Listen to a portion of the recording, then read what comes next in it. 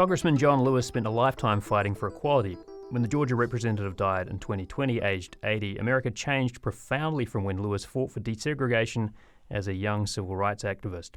Lewis himself sometimes marveled at the remarkable journey his life took from the deep segregated South to the halls of Congress. Here he is in 2014 accepting the Freedom Award from the U.S. Capitol Historical Society.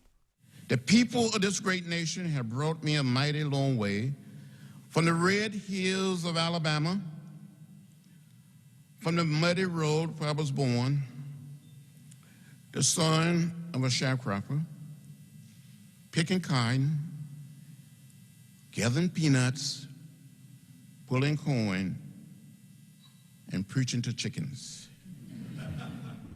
While much has changed, America still faces challenges at home and abroad, and threats remain to issues that Lewis held dear, like voting rights and social justice. I'm Matthew Petty, and today on Florida Matters, we'll talk with historian Raymond Arsenault, who spent much of his career speaking with and writing about those at the centre of the civil rights movement, including John Lewis. Arsenault is the John Hope Franklin Professor of Southern History Emeritus at the University of South Florida, and is the co-founder and senior scholar of USF's Florida Studies program. His new biography is John Lewis in Search of the Beloved Community.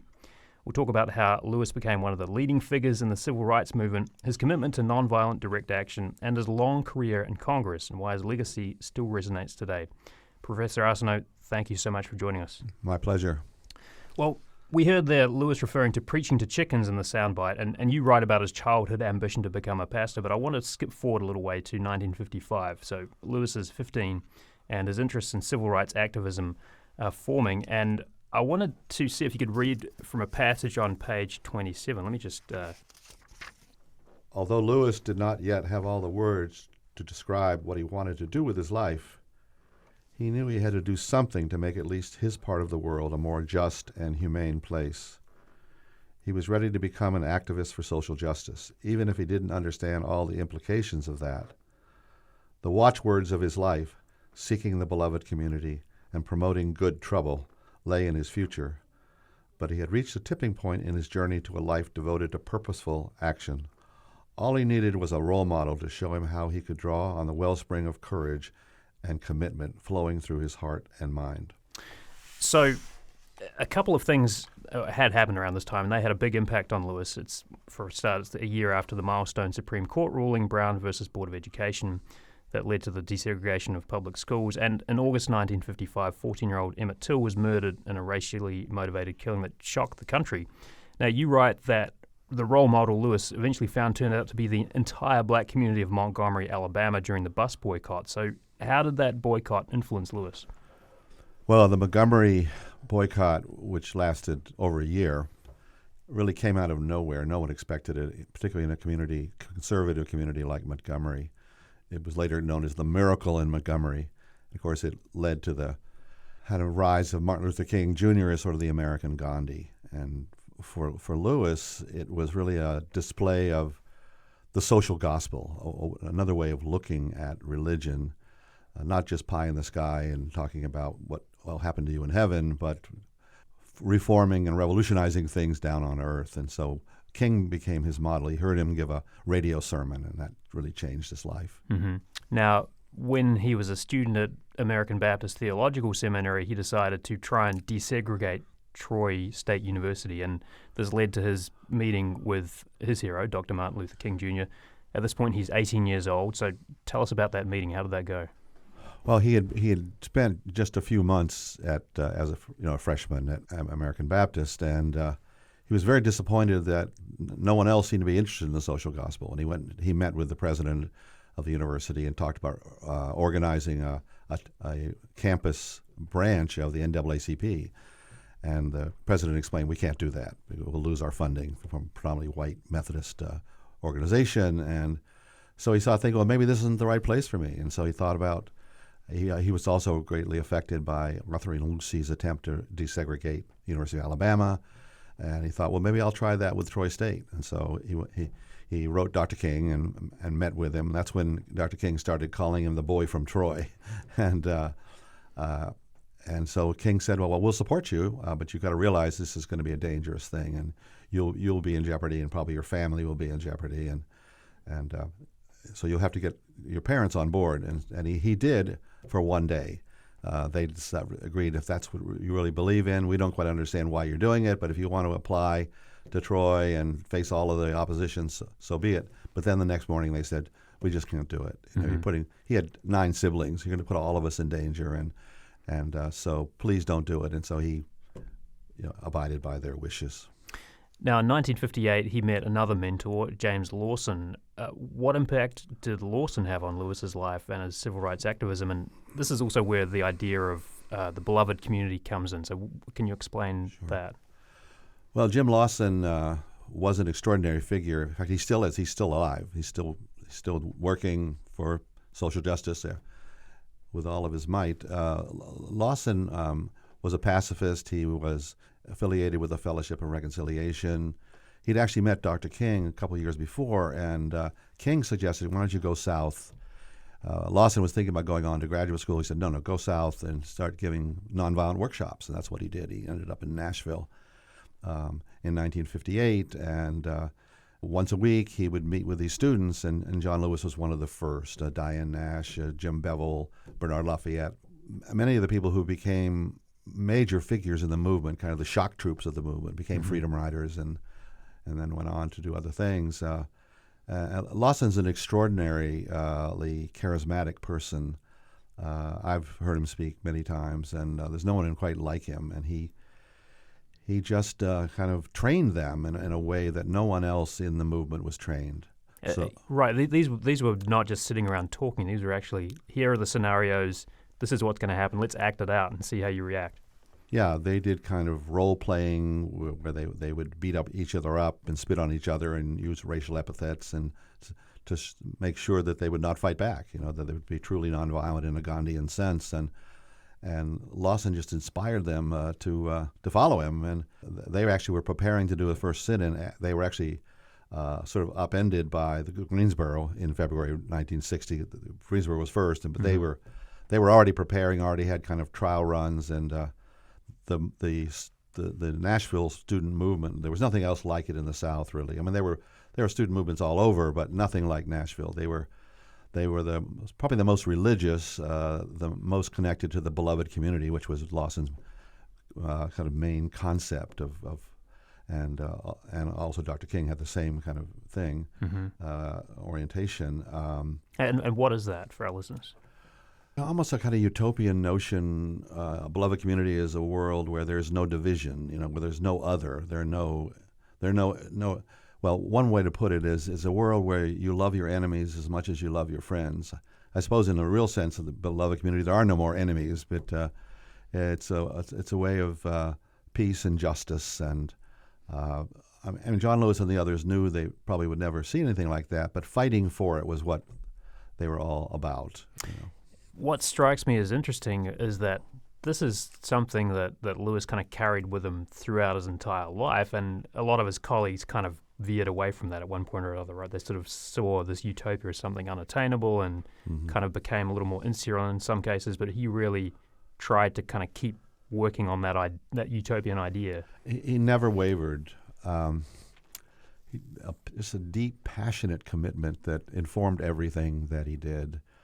I had so many conversations with him over the years, and one particular incident in January of 1965, Dr. King was checking into a previously all-white hotel in Selma, Alabama, and this white supremacist came up and started punching him in the face really severely, and John Lewis is standing next to him. And so instinctively, John he was fairly short, but he was kind of muscular and strong. He grabbed the man and just sort of gave him kind of a bear hug and stopped him from attacking Dr. King, and then the police came fairly on. But John would talk about that as the closest he ever came to violence. I mean, it was obviously in a good cause, but he in some ways he almost felt bad about it, using force against that man, because that really didn't fit with his notion of the beloved community. But the depth of his commitment and the way for him, nonviolent direct action was not just a strategy or a tactic. It was a way of life that everything that he did grew out of his belief in that. Now, We'll talk a little more about Selma, Alabama, and sort of what happened in 1965. But before that, let's talk about the sit-ins. So Lewis was arrested for the first time during a lunch counter sit-in with the Nashville student movement. This was in 1960. Mm-hmm. How significant was that? Well, it's the first of more than 40 arrests and incarcerations. He was beaten more than 40 times, and he was arrested more than 40 times. As I say in the book, he was the one civil rights leader where you would expect to see him with a bandage on his head. You know, I mean, he was really kind of in the trenches, putting his body on the line. And of course, it was very embarrassing for his family. They didn't send him up to Nashville to get arrested, and they never quite understood, at least until years later, why he felt so passionate about it and why he was willing to risk his life, not for freedom later, but for freedom now. Mm-hmm. Let's rewind a couple of years to what came after the sit-ins, and that was an effort to desegregate interstate bus travel. Now, you wrote another book about the Freedom Riders, and you dedicate this book to Dr. Bernard Lafayette Jr., who you mentioned just a moment ago, classmate of Lewis, friend of his. He's from Ybor City and a fellow Freedom Rider. Now, Lafayette talks about the tough choice facing the Freedom Riders in 1961. They were fighting for civil rights, trying to complete a college degree at the same time. And in an interview for the 2008 PBS documentary Freedom Riders, based on your book, Lafayette said they knew the physical danger they faced.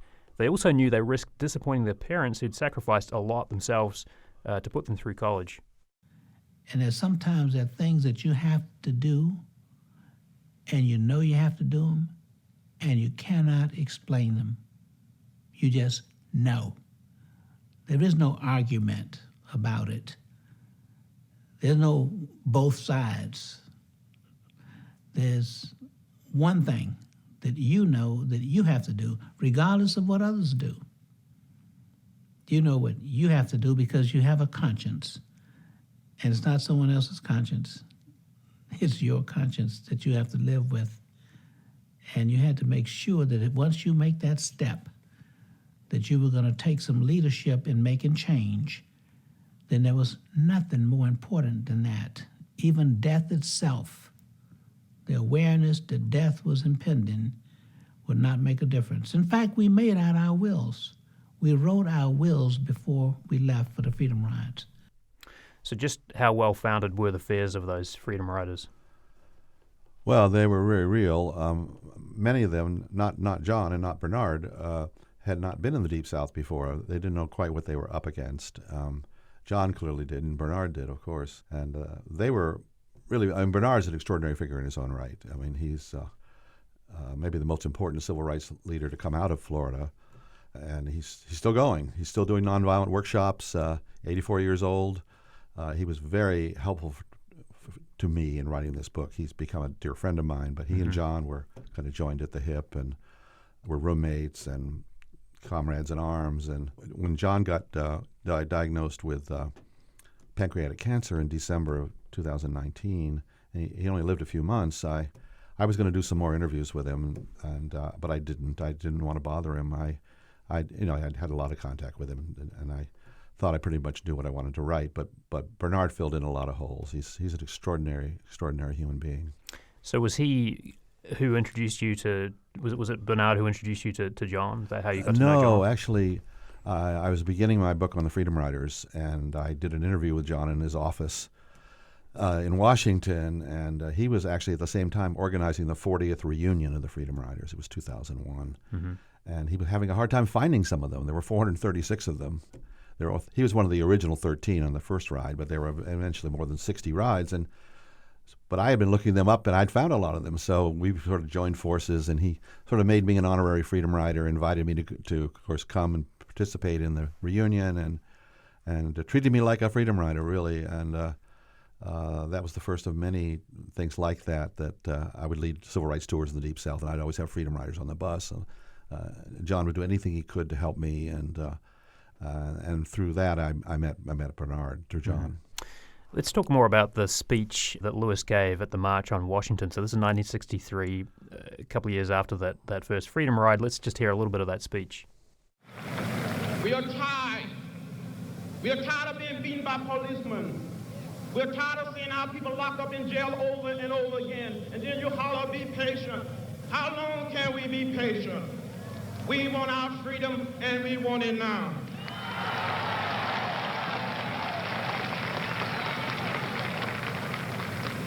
We do not want to go to jail, but we will go to jail if this is the price we must pay for love, brotherhood, and true peace.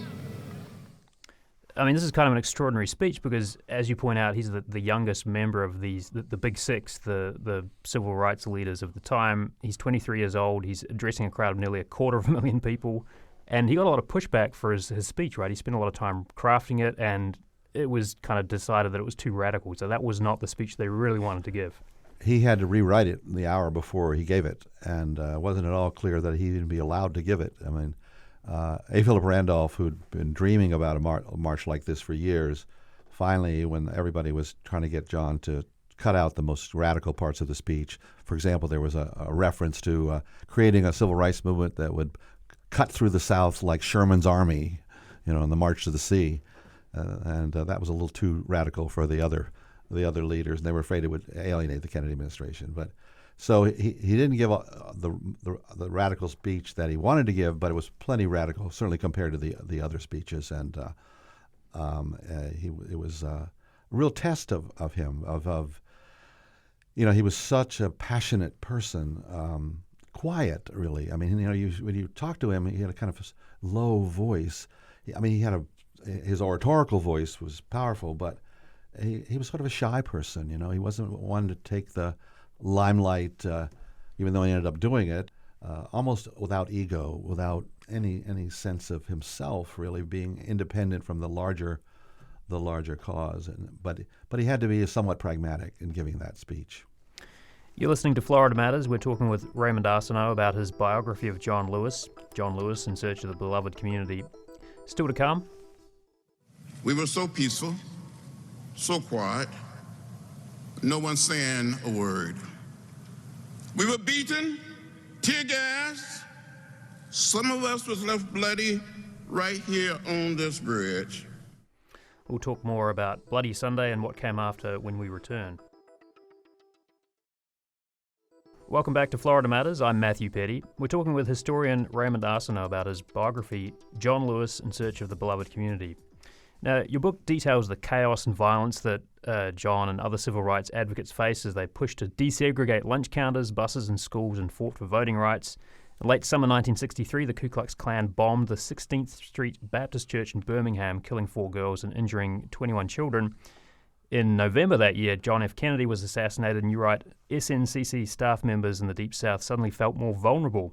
If a president could be killed, surely the same thing might happen to radical activists out in the field with little or no protection. Then President Johnson signed the landmark Civil Rights Act, and activists continued voter registration efforts in Mississippi during 1964, the so-called Freedom Summer. But the violence continued too. 3 activists were murdered, their bodies found more than a month after they disappeared. And there were dozens of incidents, including shootings, beatings, church burnings, bombings, and over 1,000 arrests. And the only reason the actual body count remained relatively low was the influence of the national newspaper and television reporters who fanned out across the state, chronicling and exposing many of the white supremacist threats and acts of violence. Now, by 1965, civil rights organizations focused their attention on Alabama. On March 3rd, Lewis was one of the leaders of a 600-strong march that planned to go from Selma to Montgomery. Here's Lewis talking to reporters in newsreel footage from NBC. We're marching today to dramatize to the nation, dramatize to the world, that hundreds and thousands of Negro citizens of Alabama, but particularly here in the Black Belt area, denied the right to vote. And we intend to march to Montgomery to present certain grievances to Governor George C. Wallace.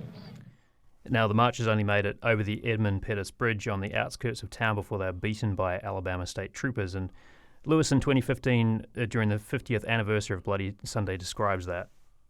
17 of us were hospitalized that day. But we never became bitter or hostile. We kept believing that the truth we stood for would have the final say. So, I mean, how significant was this moment for Lewis and for the civil rights movement as a whole? Well, it's one of the most important episodes, I think.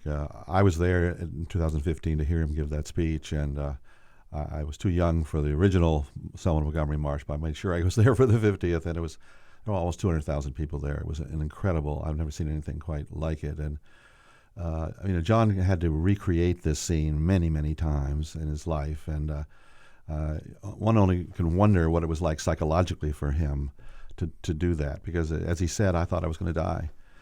In fact, when they actually did the march to Montgomery, the doctors reluctantly allowed him to go, but they made him come back to the hospital every night. So he would march, and then they'd pick him up and take him back to Selma, and they did this for 5 days. And he gave a wonderful speech at the end of the march.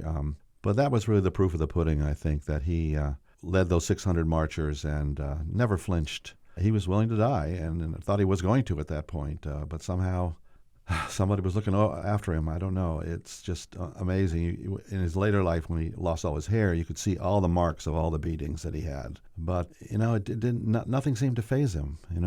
It's just. In fact, the first beating he had was in Rock Hill, South Carolina, during the Freedom Rides, and this group of Klansmen, they greeted the bus in Rock Hill and beat John and a couple other Freedom Rides. Beat him pretty badly, and one of the Klansmen was a man named Elwyn Wilson, and Wilson went on in his life, and he left the Klan, and he got religion and got married and had children, and always felt guilty about the beating of John Lewis. And then in 2009, when Lewis was sitting on the podium when Barack Obama was being sworn in as the new president, you could see John Lewis big as life right there. So Mr. Wilson saw him, and he impulsively called John in his office, and crying over the phone, saying, "I'm so sorry what I did. I feel so ashamed. I always wanted to apologize to you, and will you please forgive me?" And of course, John Lewis was all about forgiveness. He not only forgave him, he flew him up to Washington, and they had this sort of come to Jesus meeting, and they were praying and crying together. And then 2 years later, when we were all on the Oprah show for the 50th anniversary, and Oprah's producers wanted a reconciliation story. "Have you got a reformed Klansman for us?" And I said, "Well, yeah, we do."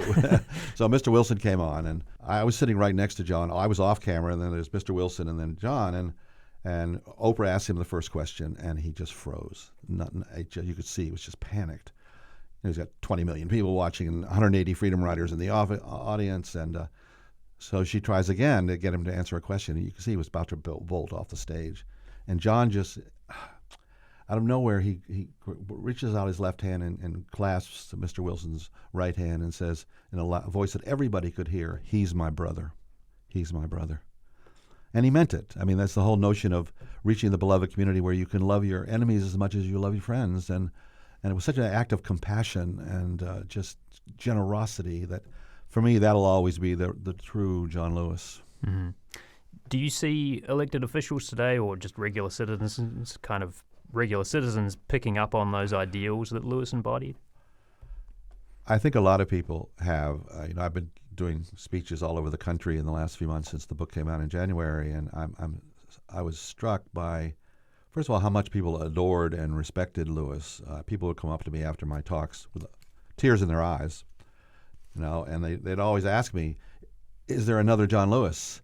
Who could be the next John Lewis?" And I really could not come up with an answer. I mean, there's some great figures like James Clyburn and others, but I think there's a real sense of loss that we've lost one of the great leaders in this sort of struggle for American democracy. But he left an incredible legacy. I mean, I think it's just. I mean, you hear people talking about good trouble all over the place, and I think he's going to live on in the hearts and minds of people. And I wish, of course, they would pass the John Lewis Voting Rights Act, which will kind of restore the power of the Voting Rights Act. We'll see if that actually happens. I kept hoping that it would happen before I had to sort of finish the manuscript. I could end on a positive note, but still hopeful, and in the spirit of John Lewis, who never gave up. Absolutely, never gave up. He did have that kind of continued connection with student activism all the way through, right? Throughout his political career. And here's just a part of his a commencement address he made at Emory University in 2014. I met Rosa Parks at the age of 17. In 1958, at the age of 18, I met Martin Luther King Jr., and these two individuals inspired me to get in the way, to get in trouble. So I come here to say to you this morning, on this beautiful campus, with your great education, you must find a way to get in the way. You must find a way to get in trouble, good trouble, necessary trouble. So that expression, good trouble, I mean, you kind of explain in the book how he kind of came to that as a catch cry, sort of a hashtag for social media a bit later in life. But what did that mean throughout, in his political career, and how did it resonate with student groups that he spoke to? Well, I think he meant we have to speak up and speak out, and even at the potential cost of some things that we really hold dear, or even our lives, and that we need courage, not just physical courage, but moral courage. When we see something that we think is wrong, we have to identify it and to speak out against it. And it's not, even though he was a voting rights activist, he would often say, Diane Nash used to say this, it's not enough just to vote. That's just the bare minimum. You've got to fight for the beloved community, and in whatever way you can determine, just beginning with simple generosity, in your life, being charitable to other human beings. But I think the concept is a wonderful one. He first started using that in 2013, so he didn't always use it, but it sort of just fit him because he was obviously a good and great man, but he was always in trouble, but the best kind of trouble. Is there anything I didn't ask you that you wanted to bring up? I guess I would just say that he was, I think, unquestionably the most unusual person that I ever had the pleasure to know, to meet. Almost certainly the greatest person in a fundamental sense of decency, and as one of his colleagues in Congress said, he gave us everything and asked for nothing.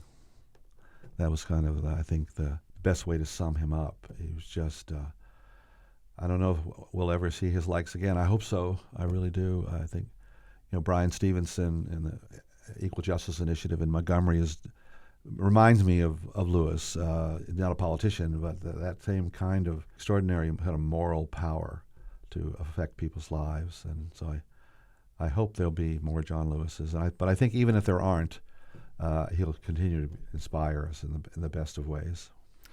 Well, we've been speaking with historian Raymond Arsenault. He's the John Hope Franklin Professor Emeritus of Southern History at the University of South Florida. We've been speaking about his new biography, John Lewis, In Search of the Beloved Community. Thank you so much for joining us. My pleasure. You can hear an extended version of that interview on our website or by downloading our podcast. That's our show for this week. Our executive producer is Grayson Doctor. Our engineer for this episode was Blake Bass. Subscribe to Florida Matters wherever you get your podcasts. I'm Matthew Petty. Thanks for listening.